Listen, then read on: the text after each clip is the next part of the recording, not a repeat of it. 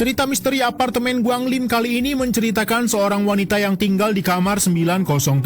Hari itu ketika dirinya sedang bersiap, ada berita yang menyiarkan bahwa ada seorang pria yang menghabisi istri dan anaknya, dan pelaku tersebut menjadi buron karena melarikan diri. Ia memiliki kekasih namun tidak tinggal bersamanya. Perempuan ini ternyata adalah seorang apoteker di dekat tempat tinggalnya. Hari itu perempuan ini dikagetkan oleh sosok temannya yang tiba-tiba muncul, padahal seharusnya hari itu adalah hari cutinya. Perempuan ini tiba-tiba mendapatkan telepon dari kekasihnya yang mengatakan secara terburu-buru bahwa dirinya akan datang menemuinya. Lalu secara mengejutkan, muncul rekan perempuan ini yang baru masuk ke apotek. Malam itu akhirnya pacarnya datang ke tempatnya. Namun ia datang dalam keadaan basah kuyup dengan wajah yang cemberut. Pacar perempuan ini berkata bahwa hubungan mereka telah ketahuan oleh istrinya. Namun perempuan ini malah senang karena ini adalah kesempatan bagi mereka untuk melanjutkan hubungan gelap tersebut. Pada malam hari ketika mereka tidur bersama, wanita ini mendengar sebuah suara di luar kamarnya. Ketika keluar, wanita ini sempat melihat ke tempat radionya. Namun radio itu telah menghilang. Kemudian tiba-tiba ada sosok yang berdiri di dalam kamar mandi wanita ini. Ia pun mencoba mendekat untuk melihat ke dalam. Namun ketika pintu dibuka, sosok itu menghilang. Keesokan paginya, perempuan ini akan pergi bekerja, sedangkan pacarnya akan bersembunyi sementara di apartemen perempuan ini. Ketika berada di tempat kerja, perempuan ini kaget mendapati ada polisi yang mencari dirinya dan ingin menanyakan soal pria yang merupakan kekasihnya itu. Ternyata kekasihnya terlibat kasus penghilangan nyawa terhadap istri dan anaknya. Jadilah perempuan ini tergesa-gesa untuk pulang dan mencari keberadaan kekasihnya itu untuk minta penjelasan. Kekasihnya itu sedang mandi dan berkata, "Jangan beritahu siapapun, aku mau mandi di sini." Namun selagi perempuan ini beres-beres, anehnya kekasihnya itu selalu mengulangi kalimat yang sama. Sampai akhirnya perempuan ini muak dan berteriak menyuruh kekasihnya itu segera bersiap dan keluar dari kamar mandi. Perempuan ini pun mulai takut dan curiga tentang siapa yang ada di dalam kamar mandi itu.